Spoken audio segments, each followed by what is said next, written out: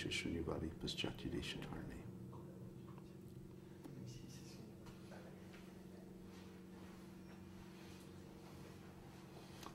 So you're sitting on the cord.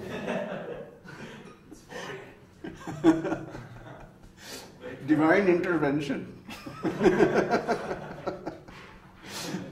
Welcome everybody to our Sunday Satsang, our second of the year. And it's a very joyous time. And I suppose you're all wondering, what is the special, super secret announcement? Come here.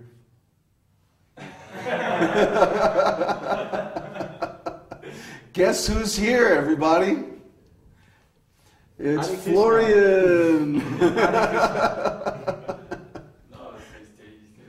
Huh? Okay. Yeah, move the camera a little bit. Connor says, hi. Connor. Hare Krishna. So you all know Florian from the forum, and he's a very astute student of the Esoteric Teaching. And he's come here all the way from Germany to be with us, to help us establish our preaching center. Krishna, Florida. Yeah, thank you very much for coming. Where did he get that outfit? That outfit. Well, I got it when I was here. We're giving Florian all the mercy that we can because he's sacrificed everything, gave up his college degree and everything to come here and serve Krishna in our association. So we welcome him very warmly and thank you for coming. Jai. Yeah. Jai Florida. Jai Ramaji. So this esoteric teaching of the Vedas is so nice because it gives us a platform where we can actually understand life. And there's no other knowledge like this in the whole world. It gives us a way to remove our consciousness from contact with material energy. And that's the cause of all our suffering. When our consciousness is attached to material objects through the senses, then we suffer because these objects are fundamentally different quality than our self. Our self is spirit soul, eternal, fundamental, all-pervading, ever the same, indestructible, of the same quality as the Supreme Personality of Godhead, but just a very small quantity. So when our spirit soul is in touch with material objects, we suffer because these objects are temporary, they're imperfect, they're always changing, like the body is always changing from baby to youth to boyhood to adolescence to maturity to old age and finally to death.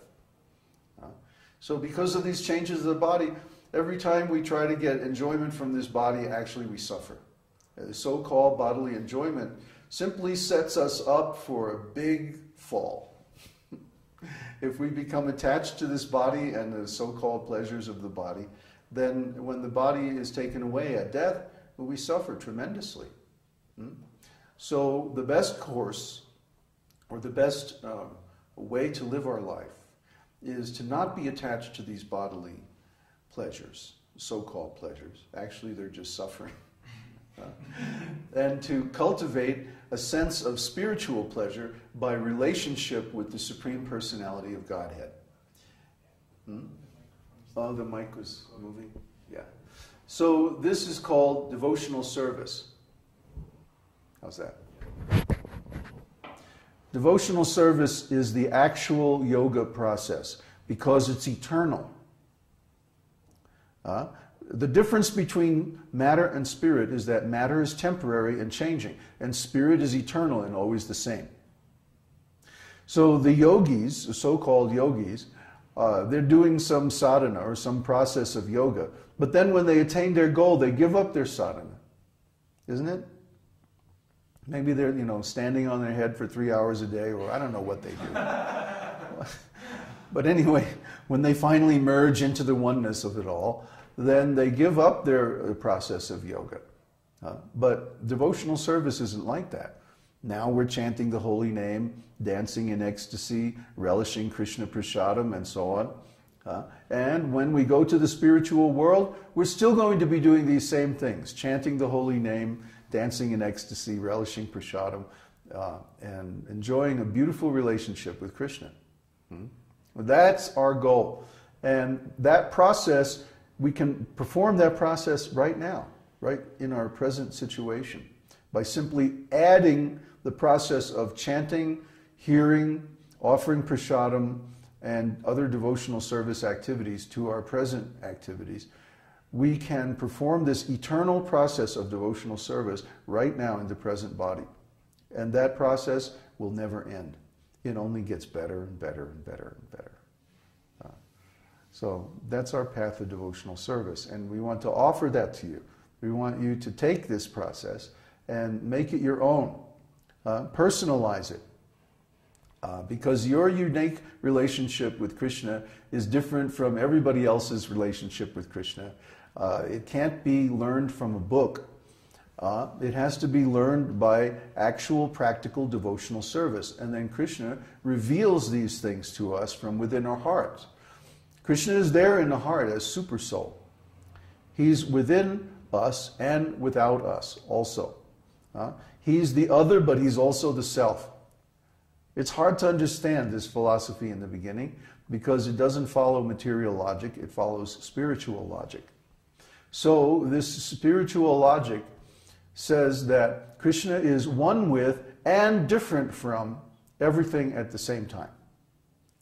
It's hard to understand. Actually, it's inconceivable. That's why it's called Achintya Bheda Bheda Tattva. Achintya means inconceivable, beyond the power of the human mind to understand. And Bhed Abhed means the same and different. Tattva means truth or philosophical platform. So when we come to this Vedic philosophical platform, we can actually see directly how Krishna is one with and different from everything at the same time. How he is an eternal individual, just like we are, except he's unlimited and we're limited. That's the main difference between us. Krishna also has very special qualities which no other living being possesses. For example, he's the supreme controller. He's the original source of everything. Therefore, he's the owner of everything and the controller of everything. Therefore, everything is to be engaged in his service. That's our philosophy. That's our path. And when we do this, we find that we get transcendental mellows, or rasa. We get spiritual enjoyment at every moment, ever-increasing pleasure. If we take this devotional service as an ordinary religion, to be some ritual that we perform because it's in some book somewhere and somebody said that we had to do it, and like that. If we take it like that, after a while it becomes dry and mechanical, tasteless.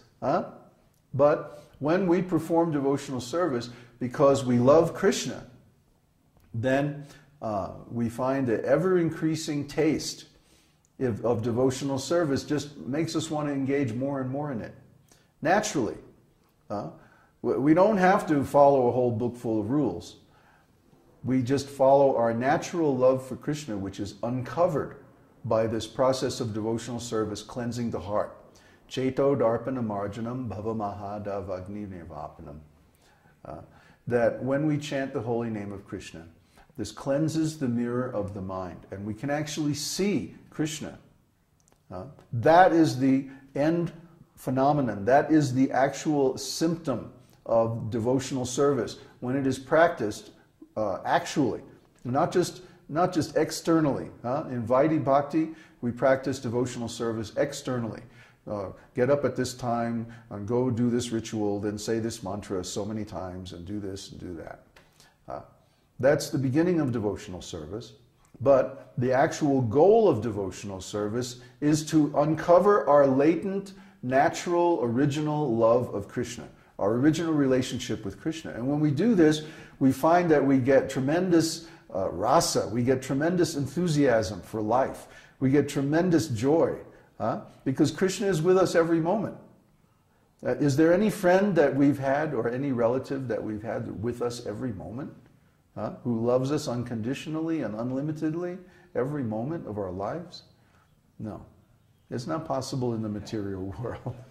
But Krishna is within our heart, and He's actually operating this body, this mind. He says, I'm giving knowledge and forgetfulness, remembrance, and intelligence to all the living beings. I'm maintaining and satisfying their desires at every moment.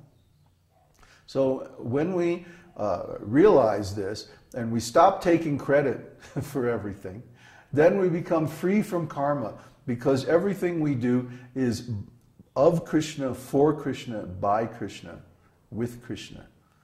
And it's done in love. So when we live in that ocean of love, that ocean of rasa, the nectar of devotion, bhakti rasamrita sindhu, that beautiful ocean of